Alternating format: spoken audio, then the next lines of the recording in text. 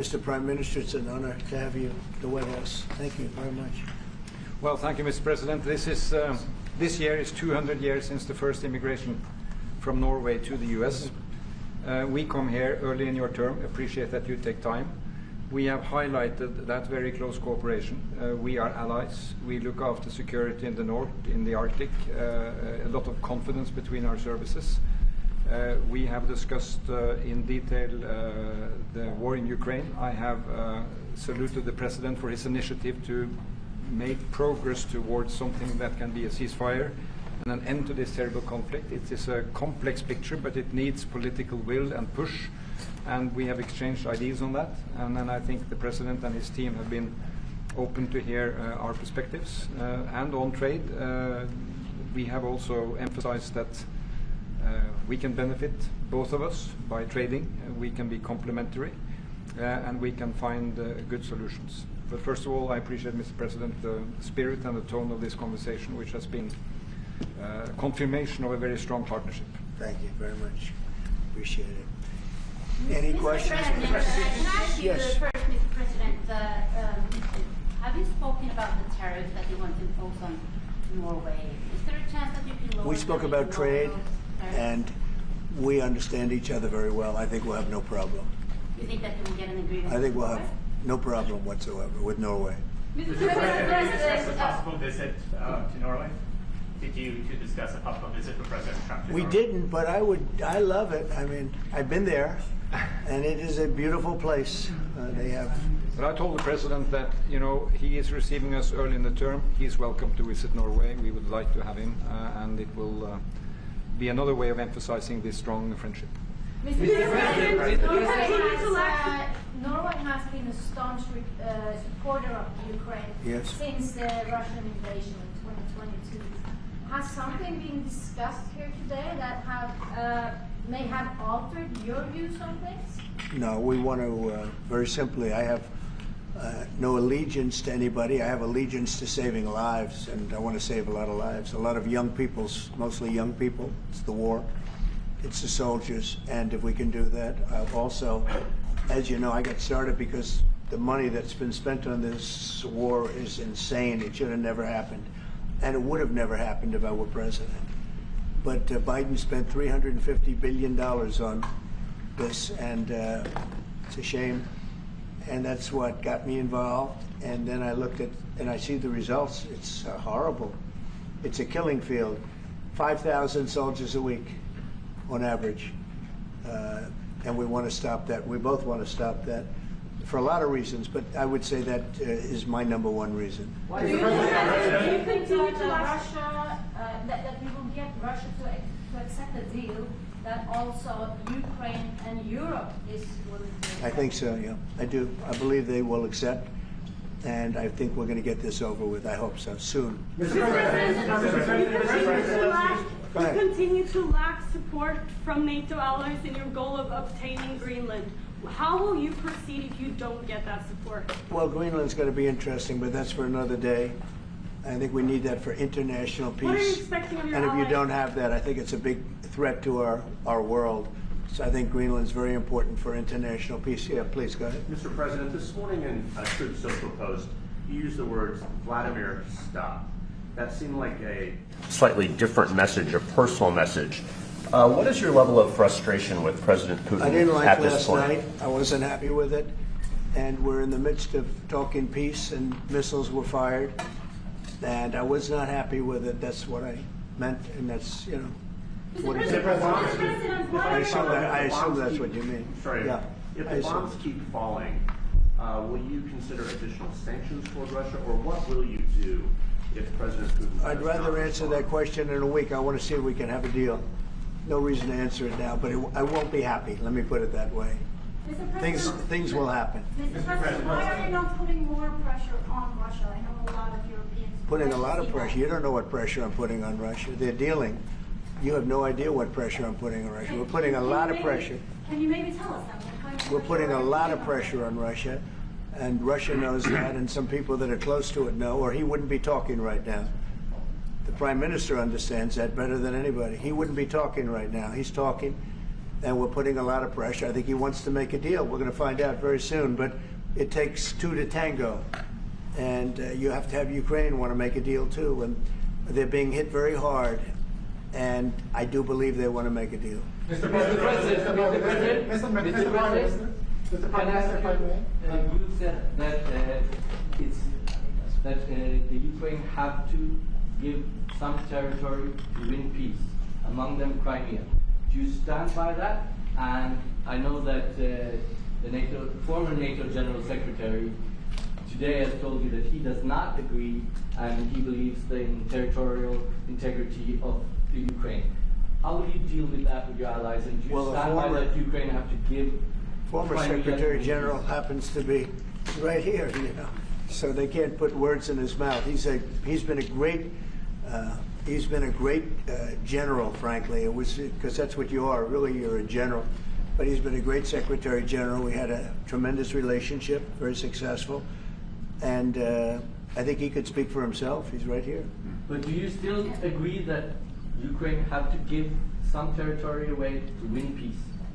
Well, it depends what territory. They've been fighting. They've lost a lot of territory. And we'll do the best we can. Working with Ukraine, we'll do the best we can. But they lost a lot of territory. When you say Crimea, that was handed over during a president named Barack Hussein Obama. That had nothing to do with me, Crimea. That was 11 years ago with Obama. And they made a decision. There wasn't a bullet fired. There was no fighting. There was no anything. They just handed it over. Now they say, well, can you get it back? I think that's going to be a very difficult thing to do. That was given by Barack Obama when he was president, not by Donald Trump. Thank you, Mr. President. Mr. President, You long have meeting, a peace Mr. President. proposal that you put on the table. It's a 30-day ceasefire proposal. Your national security team presented it to both Ukraine and Russia. 2 months ago, Ukraine agreed to that ceasefire proposal immediately. Russia has not. And my question is Russia the obstacle to peace based upon that, just getting to that 30-day ceasefire? I don't think so. I think that they both want peace right now. They're ready to do something. We'll see what happens. Complicated, very complicated. But I think they are both very much looking to make a deal. Marco, what would you say? Well, first of all, what was put before our partners was options to discuss about things that it would take to end a war. This war is endable. Both sides just have to agree to it. We've shown them a pathway forward. We've discussed those ideas. It was a good meeting yesterday. There'll be good meetings over the weekend. We've shown them the finish line. We need both of them to say yes. But what happened last night with those missile strikes should remind everybody of why this war needs to end. It's horrible those missiles landed. What's even worse is there are today people that were alive yesterday that are not alive today because this war continues, and the president wants to stop it. And everyone should be thanking the president for being a peacemaker and trying to save lives. That's what we're trying to do here. It's not our war. We didn't start it, as you know. But we're trying to end the dying. We're trying to end the destruction. And we've shown the path forward.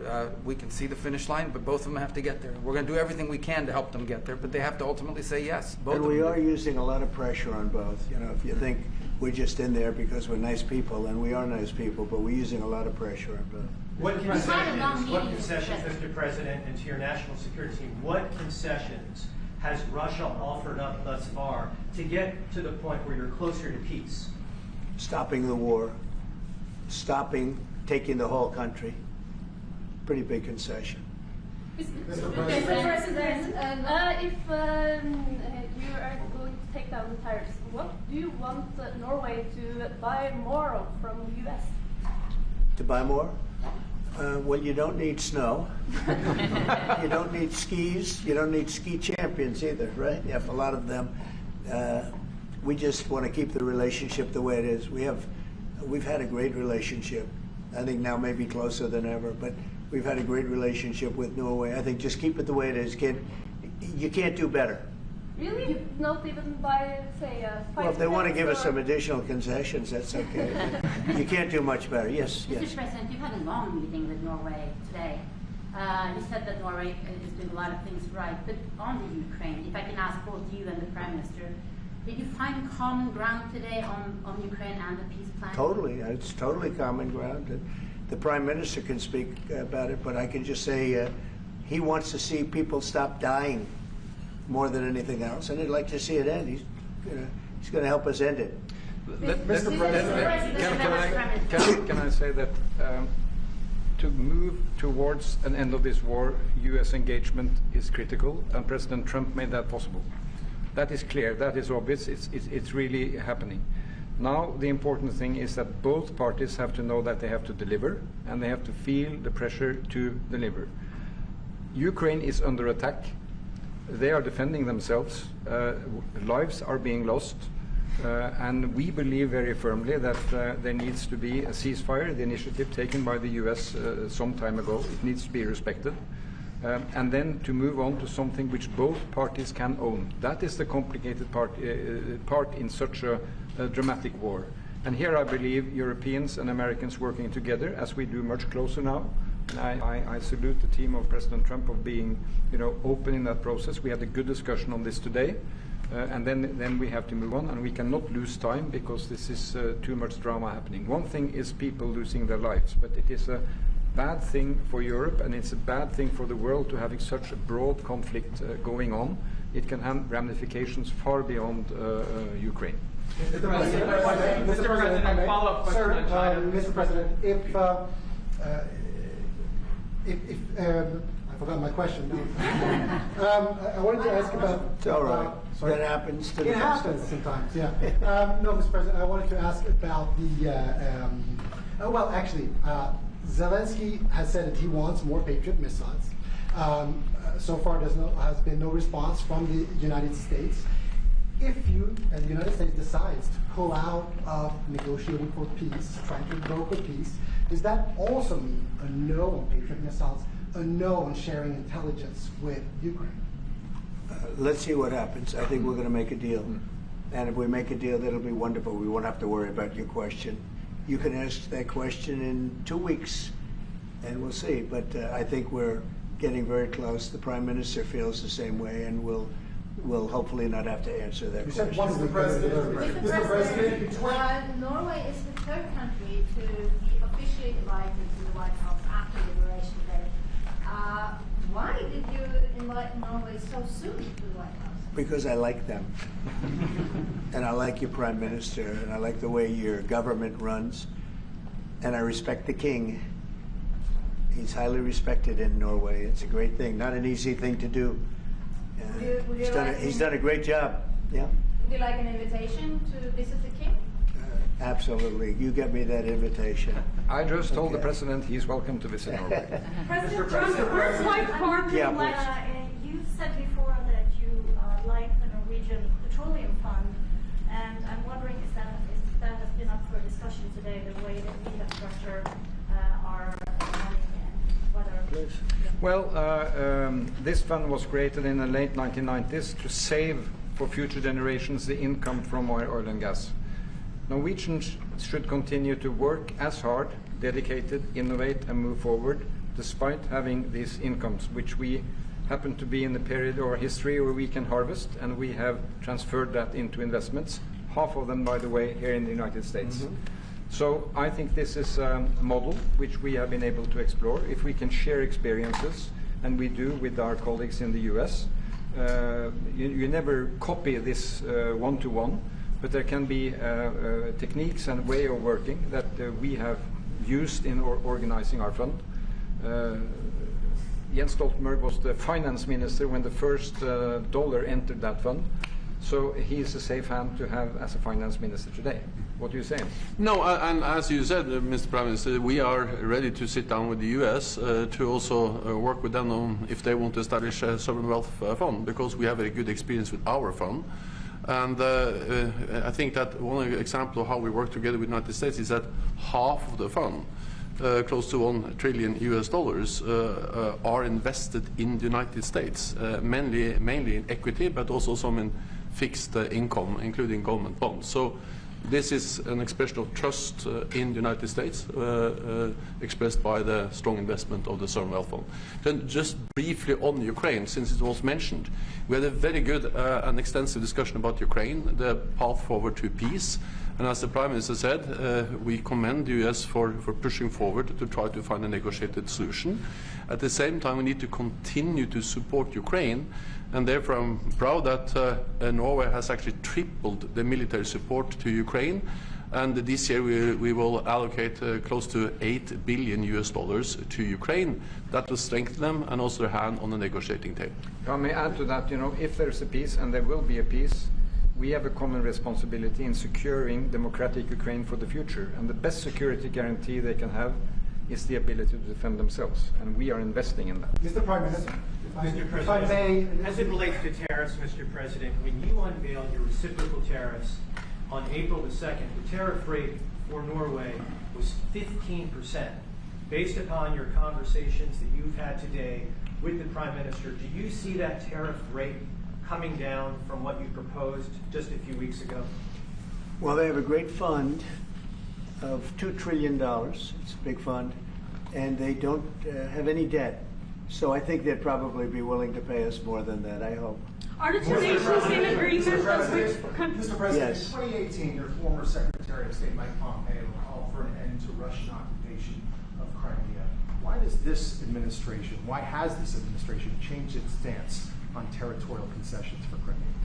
Well, the war started. It would have never started if I were president. This is a war that is horrible. All wars are horrible. This one is in particular bad. And I don't know that you can ever say there's going to be a winner to this, because so many lives have been lost. Not only soldiers, I mean, a lot of lives have been lost. I think that we want to do one very simple thing. It would have never happened if I were president. Zero chance it was going to, and it didn't. People say, how do you know that? Number one, it didn't happen. We never even discussed it. I would talk to Putin about it. It was the apple of his eye. Ukraine was the apple of Putin's eye, but there was never even a thought that he'd go in. And I think he understood that I would not be happy if he did. And it was only when I got out, and when you mention what happened to Ukraine years ago under President Obama and a vice president that was also president later, unfortunately for this country, what happened is large chunks of land were given up, and it was called Crimea, and that was a big thing. That was a big moment. But this isn't my war. This is Biden's war. This is a war that Biden was president when this war happened. But I'm trying to put out the fire, and I think we'll be successful. And if we do, we're going to save a lot of lives. Otherwise, and the Prime Minister had a statement. He said, this is just a point in time. We're very lucky because this is a point. And if this doesn't happen, this could go on for a long time. Mr. President, will you have meetings with other world leaders when you're in Rome, sir? Future Democrat president? I don't think he will. I think he wants to make peace. I think he wants to end it, and I feel pretty confident of that. But we're gonna know pretty soon. Mr. President, will you have meetings with other world leaders when you're in Rome? Yes, I will. Which leaders do you want to meet, sir? Well, I'd like to meet them all. That would be nice. I'd like to take care of all of them, but we have many of them there, and they all want to meet. They want to meet about trade. And we are making some great inroads and great deals. You might want to speak about that, Mr. Secretary. We had a very successful bilateral meeting with the Republic of South Korea today. We may be moving faster than I thought, and we will be talking technical terms as early as next week, as we reach an agreement on understanding as soon as next week. So South Koreans came early. They came with their A game, and we will see if they follow through on that. President Trump, you're rounding up your first 100 days. Do you think you deserve the Nobel Peace Prize if you manage to create Do peace? I deserve the Nobel? If you manage to create peace? Well, maybe for the Abraham Accords. I don't want to get ahead of myself on this one, but they say for the Abraham Accords. And by the way, speaking of that, we're going to be filling it up. A lot of countries want to come into the Abraham Accords. We have 4. And Biden did nothing on that one, too. It's the same 4. But they're great countries, and they were brave doing it, and it's worked out very well. And we're going to be filling up the Abraham Accords. They're going to be, I think, filling it up very rapidly. Mr. President, could you say something about that? There's great, enormous opportunity to grow the Abraham Accords. But I would just point to one thing. Of all the leaders in the world today, no leader is working harder to prevent wars or end them than President Trump is right now. That's why we're talking to Iran. That's why we're engaged with Ukraine and Russia. It's the desire to prevent these wars from breaking out and to end the ones that exist already. And again, I just think it's tremendous for our country to be led by a president who desires to bring peace and establish peace and protect peace. So it's hard work.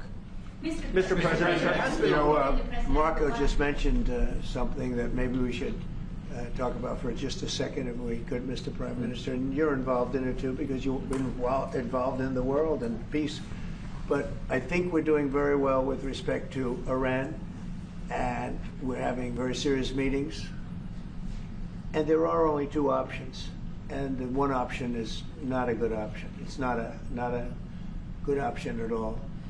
And I think we're doing very well on an agreement with Iran, but that one, we're doing a lot of things, I will say, but that one is well on its way. We could have a very, very good decision, and a lot of lives will be saved.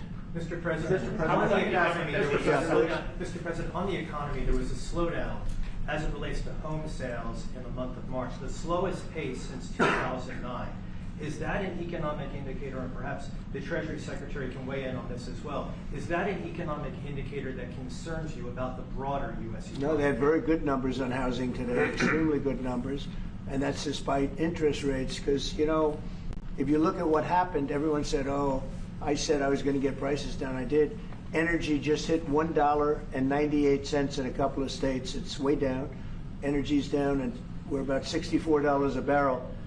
When I came in, and we were looking at $89, $90, $95. And by the way, that helps us solve the war too. Having those energy prices is a big incentive for Russia to also agree with solving the war problem. Groceries are down. When I was with you 2 months ago, you were complaining about eggs. I said, I just got here. I was here for about a week when the press started saying about eggs have gone through the roof. I said, I just got here. Tell me about eggs. And they happened. They went through the roof, and you couldn't get them. So we just had a big Easter egg hunt at the White House. Thousands and thousands of eggs, and the price was down 87%. So we did a great job. Housing is doing very well. We should lower interest rates. That's the Fed. I hope they lower interest rates. That's a smart thing to do. Be ahead a little bit, although already it's a little bit late. But in the end, we just have a great country. We have a very strong country, and we have every other country. I can't think of one country that doesn't want to negotiate a deal. And they either negotiate a deal or we set a deal that we think is fair. Because we don't have to go through all of these. It would be physically impossible. You know, you have so many people that really understand it, which is a very small group of people here. And we are going to, at some point, just set prices for deals. Some will be tariffed. Some treated us very unfairly. They'll be tariffed higher than others. But we've been ripped off for many, many years. The United States has been ripped off like no country probably in the history of the world has been ripped off for 45, 50 years. And countries have gone rich by doing that with the United States. We've taken care of their militaries, and military is another subject we talk about. We're not going to make that subject to any of the deals, but you know the same countries that I do, where we virtually take care of their military, and then they don't get treated fairly on trade. So the people, and I don't blame those countries, I blame the people that sat at that beautiful desk right behind you, because those people didn't do the job for this country, and they let us lose $4 billion a day on trade. We were losing $4 or $5 billion a day on trade when I got here, and now we're going to be much better than breaking even, and we're going to be making $4 or $5 billion a day on trade. So, I don't blame any country, not the worst of them. We were abused by countries. I blame the President of the United States that happened to be sitting when these deals were made. Disgraceful. When I was here, we had a great 4 years. We had the most successful economy in the history of our country, my first term. And we were very tough on trade. And with China, as you know, they paid hundreds of billions of dollars in tariffs. But nobody else ever did that. China paid not 10 cents to any other president. And but not only China, virtually every country got away with murder, and we just can't let that happen. Thank you very much, everybody. Thank you very much. Appreciate it. Thank you very much. Thanks, everybody. Head out. Please start moving. Thank you. Thanks, everybody. Thank you, press. Head out. Let's go. Thank you. Keep going. Keep going. Keep moving. Thank you. Thank you, press. One little mistake. So, one mistake. Here, out. Thank you. So, Thanks, guys. I just finished. Thank you. thank you very much. Thank you. No more photos. Thanks. Keep moving. We're done. Sir, we're done. There you go. Thank you, press.